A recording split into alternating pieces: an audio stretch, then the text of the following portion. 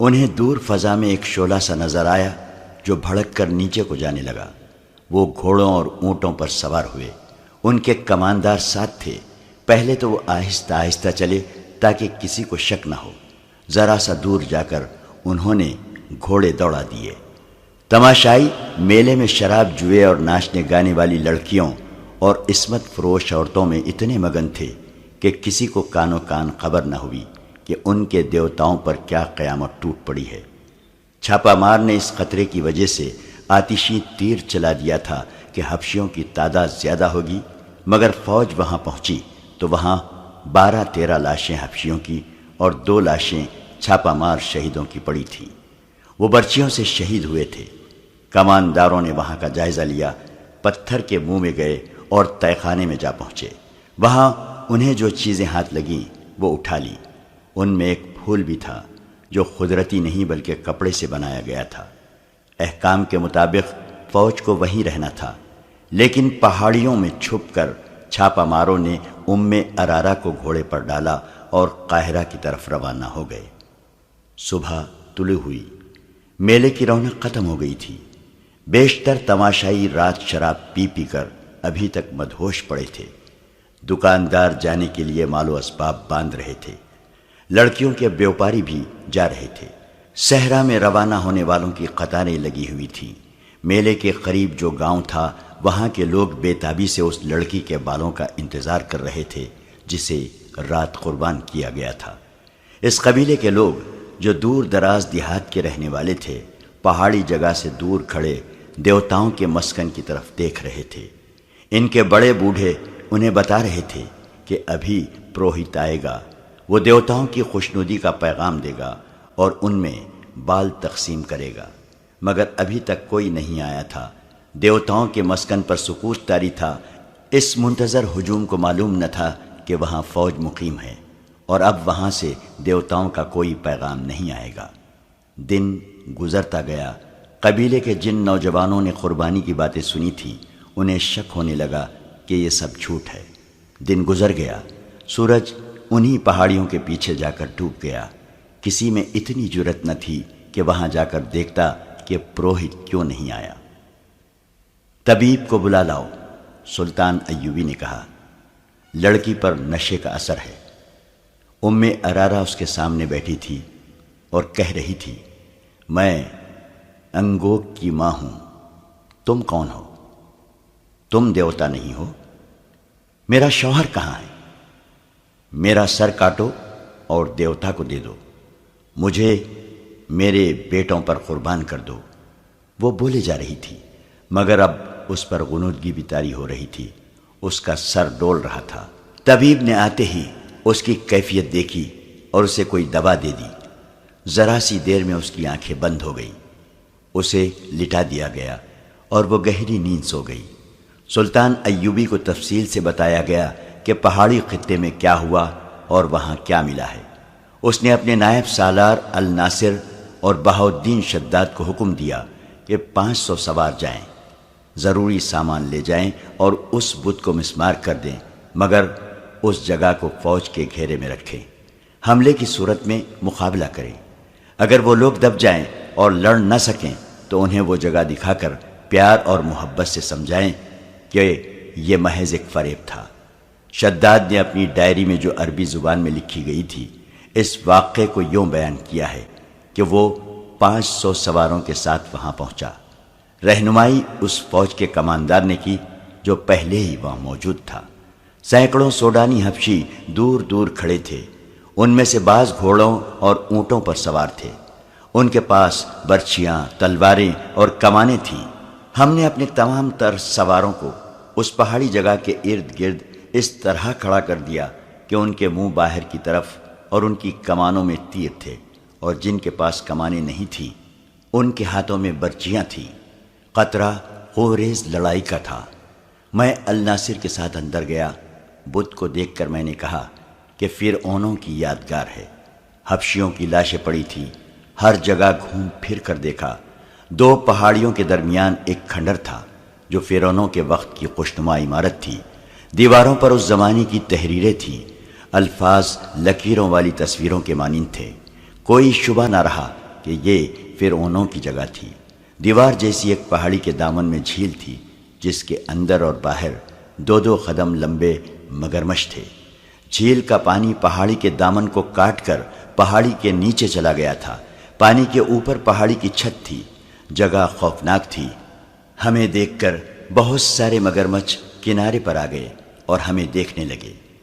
میں نے سپاہیوں سے کہا، حبشیوں کی لاشیں جھیل میں پھینک دو، یہ بھوکے ہیں۔ وہ لاشیں گھسیٹ کر لائے اور جھیل میں پھینک دیں۔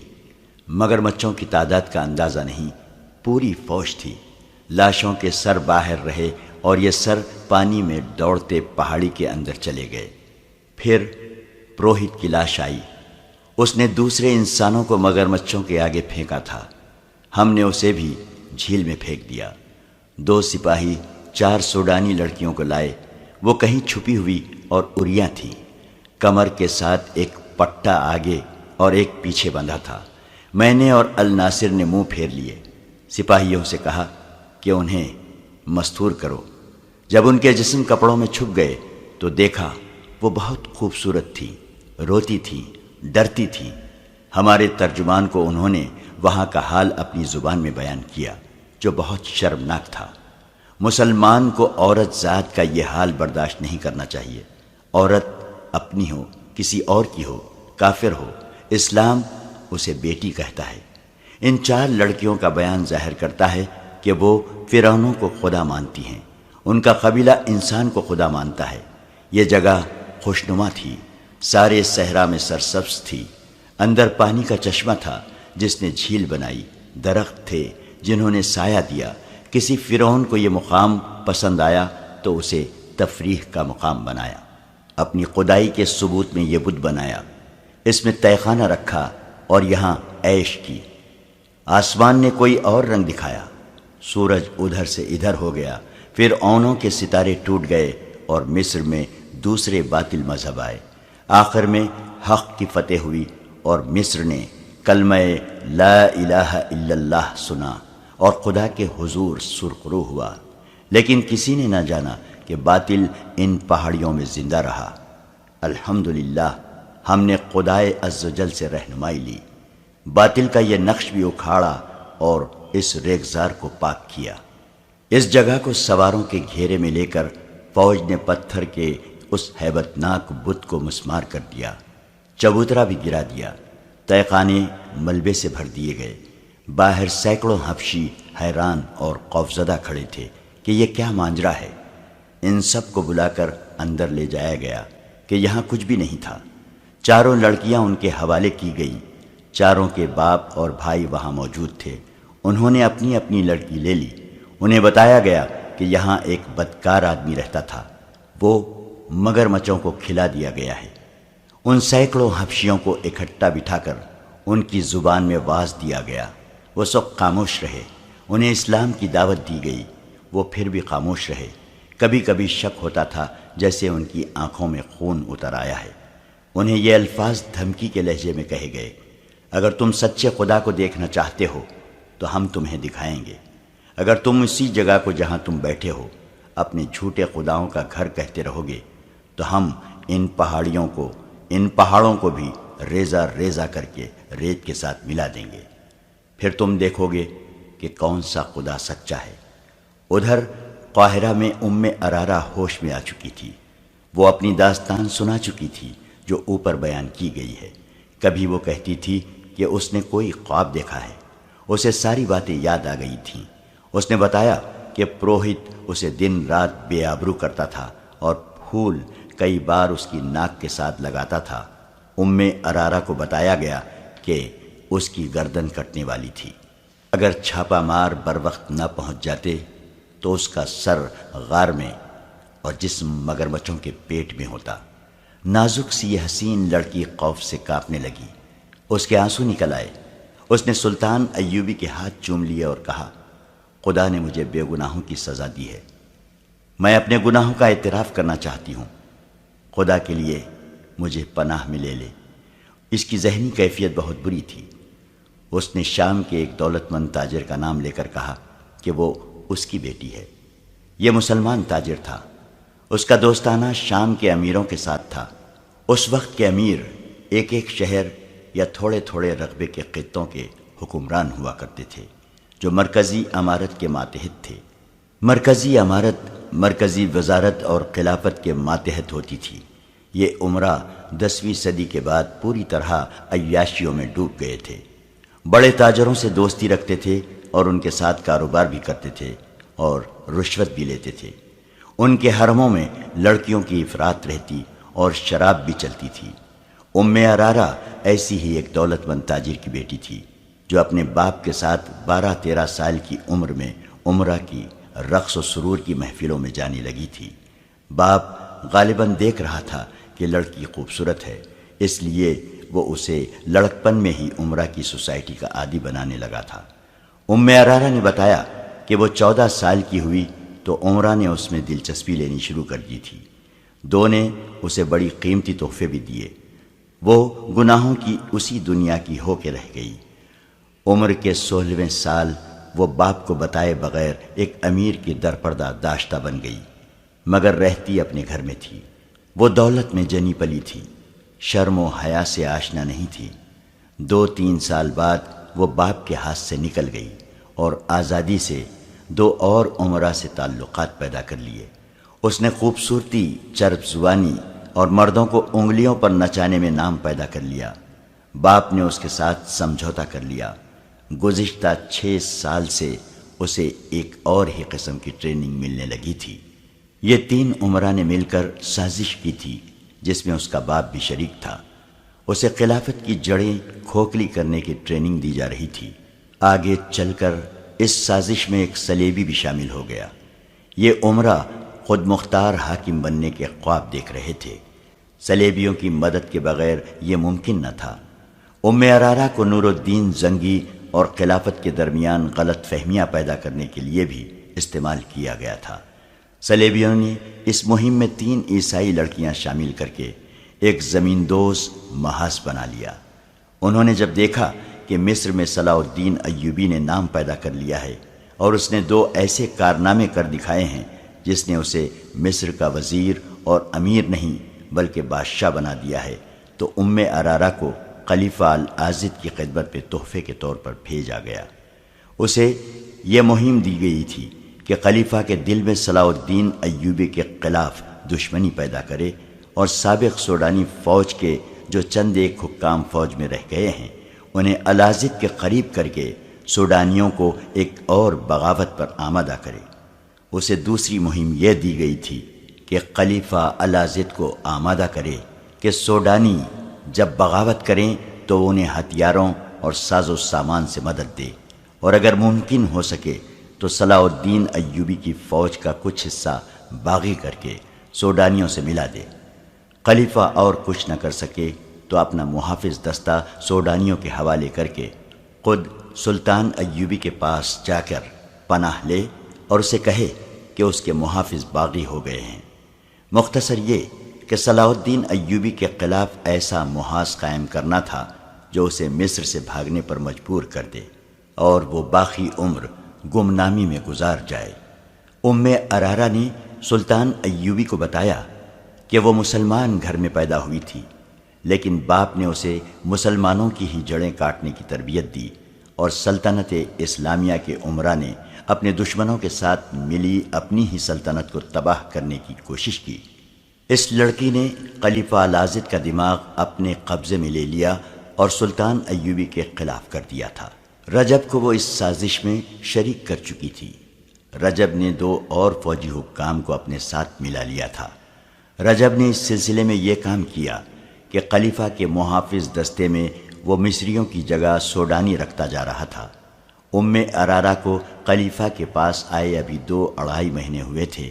وہ قصر خلافت پر غالب آ گئی تھی اور حرم کی ملکہ بن گئی تھی۔ اس نے یہ انکشاف بھی کیا کہ خلیفہ سلطان ایوبی کو قتل کرانا چاہتا ہے، اور رجب نے حشیش شہن سے مل کر قتل کا انتظام کر دیا ہے۔ یہ محض اتفاق کی بات ہے کہ سلطان ایوبی نے خلیفہ کے بیکار وجود اور عیش پرستی سے تنگ آ کر اس کے خلاف کارروائی شروع کر دی تھی، اور یہ بھی اتفاق تھا کہ ام ارارہ کو وہی لوگ اغوا کر کے لے گئے جنہیں وہ سلطان ایوبی کے خلاف لڑانا چاہتی تھی، اور یہ اتفاق تو بڑا ہی اچھا تھا کہ سلطان ایوبی نے رجب سے محافظ دستے کی کمان لے لی اور وہاں اپنی پسند کا ایک نائب سالار بھیج دیا تھا۔ مگر ان اتفاقات نے حالات کا دھارا موڑ کر سلطان ایوبی کے لیے ایک خطرہ پیدا کر دیا۔ سلطان نے ام ارارہ کو اپنی پناہ میں رکھا۔ لڑکی بری طرح پچھتا رہی تھی اور گناہوں کا کفارہ ادا کرنا چاہتی تھی۔ قدرت نے اسے ایک دھچکا دے کر اس کا دماغ درست کر دیا تھا۔ سلطان ایوبی ٹھنڈے دل سے سوچنے لگا کہ اس سازش میں جو حکام شامل ہیں ان کے ساتھ وہ کیا سلوک کرے۔ دوسرے دن الناصر اور بہاؤالدین شداد فرعونوں کا آخری نشان مٹا کر فوج واپس لے آئے۔ 8 دنوں بعد رات کا پچھلا پہر تھا۔ سلطان ایوبی کے جاگنے میں ابھی کچھ دیر باقی تھی۔ اسے ملازم نے جگا دیا اور کہا کہ الناصر، علی بن سفیان اور 2 اور نائب آئے ہیں۔ سلطان اچھل کر اٹھا اور ملاقات کے کمرے میں چلا گیا۔ ان حکام کے ساتھ ان دستوں میں سے ایک کا کماندار بھی تھا جو شہر سے دور گشت کرتے رہتے تھے۔ سلطان ایوبی کو بتایا گیا کہ کم و بیش 6000 سوڈانی، جن میں برطرف سوڈانی فوج کے افراد ہیں، اور اس وحشی قبیلے کے بھی جس کے عقیدے کو ملیا میٹ کیا گیا تھا، مصر کی سرحد میں داخل ہو کر ایک جگہ پڑاؤ کیے ہوئے ہیں۔ اس کماندار نے یہ عقل بندی کی کہ عام لباس 2 شتر سوار یہ معلوم کرنے کے لیے بھیجے کہ اس لشکر کا کیا ارادہ ہے۔ ان شتر سواروں نے اپنے آپ کو مسافر ظاہر کیا اور یہ معلوم کر لیا کہ یہ لشکر قاہرہ پر حملہ کرنے جا رہا ہے۔ شتر سواروں نے لشکر کے سربراہوں سے مل کر صلاح الدین ایوبی کے خلاف باتیں کی اور کہا کہ وہ بہت سے آدمیوں کو اس لشکر میں شامل کرنے کے لیے لائیں گے۔ یہ کہہ کر وہ رخصت ہو آئے۔ ان کی اطلاع کے مطابق یہ لشکر ادھر ادھر سے مزید نفری کا منتظر تھا اور اسے اگلے روز وہاں سے کوچ کرنا تھا۔ سلطان ایوبی نے پہلا حکم یہ دیا کہ خلیفہ کے محافظ دستے میں صرف 50 سپاہی اور 1 کماندار رہنے دو، باقی تمام دستے کو چھاؤنی میں بلا لو۔ اگر خلیفہ احتجاج کرے تو کہہ دینا کہ یہ میرا حکم ہے۔ سلطان نے علی بن سفیان سے کہا کہ اپنے شعبے کے کم از کم 100 آدمی جو سوڈانی زبان اچھی طرح بول سکتے ہیں، سوڈانی باغیوں کے بھیس میں اس کماندار کے ساتھ ابھی روانہ کر دو۔ کماندار سے کہا کہ یہ 100 آدمی ان 2 شتر سواروں کے ساتھ سوڈانیوں کے لشکر میں شامل ہوں گے۔ یہ 2 شتر سوار سنتری بتائیں گے کہ وہ وعدے کے مطابق مدد لائے ہیں۔ ان کے لیے ہدایات یہ دی کہ وہ لشکر کی پیش قدمی کے متعلق اطلاعیں دیں اور یہ دیکھیں کہ رات کے وقت اس لشکر کے جانور اور رسد کہاں ہوتی ہے۔ سلطان ایوبی نے الناصر سے کہا کہ تیز رفتار گھوڑ سوار چھاپا ماروں اور چھوٹی منجنیقوں کے دستے تیار رکھو۔ میں نے سوچا تھا کہ سیدھی ٹکر لے کر سوڈانیوں کو شہر سے دور ہی ختم کیا جائے۔ الناصر نے کہا نہیں۔ سلطان ایوبی نے کہا یاد رکھو الناصر، اگر دشمن کی تعداد کبھی تم سے تھوڑی ہو تو بھی براہ راست تصادم سے گریز کرو۔ رات کو چھاپا مار استعمال کرو، شب خوں مارو، دشمن کو پہلو سے لو، عقب سے لو، ضرب لگاؤ اور بھاگو۔ دشمن کی رسد تباہ کرو، جانور تباہ کرو، دشمن کو پریشان کرو، اس کے دستے بکھیر دو، اسے آگے آنے کی مہلت نہ دو، اسے دائیں بائیں پھیل جانے پر مجبور کر دو۔ اگر سامنے سے ٹکر لینا چاہتے ہو تو یہ نہ بھولو کہ یہ صحرا ہے۔ سب سے پہلے پانی کی جگہ پر قبضہ کرو، سورج اور ہوا کے رخ کو دشمن کے خلاف رکھو، اسے پریشان کر کے اپنی پسند کے میدان میں لاؤ۔ میں تمہیں عملی سبق دوں گا۔ اس لشکر کی یہ خواہش میں پوری نہیں ہونے دوں گا کہ وہ قاہرہ تک پہنچے یا میری فوج کے آمنے سامنے جا کر لڑے۔ اس نے علی بن سفیان سے کہا تم جن 100 آدمیوں کو لشکر میں شامل ہونے کے لیے بھیجو گے انہیں کہنا کہ وہ سوڈانیوں میں یہ افواہ پھیلا دیں کہ 6-7 دنوں تک صلاح الدین ایوبی فلسطین پر حملہ کرنے کے لیے جا رہا ہے، اس لیے قاہرہ پر حملہ اس کی غیر حاضری میں کیا جائے گا۔ ایسی بہت سی ہدایات اور احکام دے کر سلطان ایوبی نے انہیں بتایا کہ وہ آج شام سے قاہرہ میں نہیں ہوگا۔ اس نے انہیں قاہرہ سے بہت دور ایک جگہ بتائی۔ وہ اپنا ہیڈ کوارٹر دشمن کے قریب رکھنا چاہتا تھا تاکہ جنگ اپنی نگرانی میں لڑا سکے۔ سب نے ملاقات کے کمرے میں ہی صبح کی نماز پڑھی اور سلطان ایوبی کے احکام پر کارروائی شروع ہو گئی۔ سلطان ایوبی تیاری کے لیے اپنے کمرے میں چلا گیا۔ سوڈانیوں کے لشکر میں اضافہ ہوتا جا رہا تھا۔ 2 سال گزرے، ان کی ایک بغاوت پوری طرح ناکام ہو چکی تھی۔ دوسری کوشش کی تیاریاں اسی وقت شروع ہو گئی تھیں۔ صلیبیوں نے مدد کا وعدہ کر رکھا تھا اور جاسوسوں کی بہت بڑی تعداد مصر میں داخل کر دی گئی تھی۔ سوڈانیوں کا حملہ ایک نہ ایک روز آنا ہی تھا، لیکن یہ اچانک آ گیا۔ وجہ یہ تھی کہ سلطان ایوبی نے ایک سوڈانی قبیلے کے مذہب پر فوجی حملہ کیا اور اس کے دیوتاؤں کا مسکن تباہ کر دیا تھا۔ یہ وجہ معمولی نہیں تھی۔ مصر میں جو سلطان ایوبی کے مخالفین تھے، انہوں نے اس کے اس اقدام کو اس کے خلاف استعمال کیا۔ سوڈانی فوج کے برطرف کیے ہوئے باغی کمانداروں کو بھی موقع مل گیا۔ یہ سب فوراً حرکت میں آ گئے۔ ان میں مصری مسلمان بھی تھے۔ انہوں نے اس قبیلے کے مذہبی جذبات کو بھڑکایا اور انہیں کہا کہ ان کا مذہب سچا ہے اور اگر وہ سلطان ایوبی کے خلاف اٹھیں گے تو ان کے دیوتا اپنی توہین کا انتقام لینے کے لیے ان کی مدد کریں گے۔ انہوں نے 5-7 دنوں میں لشکر جمع کر لیا اور قاہرہ پر حملے کے لیے چل پڑے۔ جو ادھر ادھر کے لوگوں کو پتہ چلتا تھا، وہ اس لشکر میں شامل ہوتے جاتے تھے۔ 2 شتر سواروں کے ساتھ جب 100 مسلح آدمی اس لشکر میں شامل ہوئے، یہ لشکر سرحد سے آگے آ گیا تھا اور ایک جگہ پڑاؤ کیے ہوئے تھا۔ سلطان ایوبی رات کے وقت اتنا آگے چلا گیا جہاں اسے اس لشکر کی نقل و حرکت کی اطلاع جلدی مل سکتی تھی۔ ان 100 آدمیوں نے حملہ آوروں کے سربراہوں کو بتایا کہ صلاح الدین ایوبی چند دنوں تک فلسطین کی طرف کوچ کر رہا ہے۔ سربراہ بہت خوش ہوئے۔ انہوں نے یہ پڑاؤ 2 دن اور بڑھا دیا۔ اگلی رات سلطان ایوبی کو اس لشکر کی پہلی اطلاعیں ملی۔ اس سے اگلی رات اس نے 50 سوار اور 5 منجنیقیں بھیجیں، جن کے ساتھ آتش گیر مادے والی ہانڈیاں تھیں۔ انہیں ایک گھوڑا کھینچتا تھا۔ آدھی رات کے وقت جب سوڈانی لشکر سویا ہوا تھا، ان کے اناج کے ذخیرے پر ہانڈیاں گرنے لگیں۔ مان بعد آتش تیر آئے اور مہیب شعلے اٹھنے لگے۔ لشکر میں بھگدڑ مچ گئی۔ منجنیقوں کو وہاں سے فوراً پیچھے بھیج دیا گیا۔ 50 سواروں نے 3-4 حصوں میں تقسیم ہو کر گھوڑے سر پر دوڑائے اور لشکر کے پہلوؤں کے آدمیوں کو کچلتے اور برچھیوں سے زخمی کرتے غائب ہو گئے۔ لشکریوں کو سنبھلنے کا موقع نہ ملا۔ آگ کے شعلوں سے جہاں اناج کا ذخیرہ جل رہا تھا، وہاں اونٹ اور گھوڑے بدک کر ادھر ادھر بھاگنے لگے۔ سلطان ایوبی کے سوار ایک بار پھر آئے اور تیر برساتے گزر گئے۔ وہ اس کے بعد نہیں آئے۔ دوسرے دن اطلاع ملی کہ سوڈانیوں کے کم و بیش 400 آدمی آگ سے، گھوڑوں اور اونٹوں کی بھگدڑ سے اور چھاپہ مار سواروں کے حملوں سے مارے گئے ہیں۔ تمام تر اناج جل گیا اور تیروں کا ذخیرہ بھی نظر آتش ہو گیا تھا۔ لشکر نے وہاں سے کوچ کیا اور رات ایسی جگہ پڑاؤ کیا جہاں ادھر ادھر مٹی کے ٹیلے تھے۔ اس جگہ شپکوں کا خطرہ نہیں تھا۔ اب رات کو گشتی دستے بھی پڑاؤ سے دور دور گشت کرتے رہے، مگر حملہ پھر بھی ہوا۔ اس کا اندازہ بھی گزشتہ رات جیسا تھا۔ لشکر کے سربراہوں کو معلوم نہیں تھا کہ ان کی 2 گشتی دستے سلطان ایوبی کے چھاپہ ماروں کی گھات میں آ گئے تھے اور مارے گئے ہیں۔ تیر اندازوں نے ٹیلوں سے آتشیں تیر چلائے اور غائب ہو گئے۔ سحر کا دھندلکا نکھرنے تک یہ شپکوں جاری رہے۔ ان سے گزشتہ رات کی نسبت زیادہ نقصان ہوا۔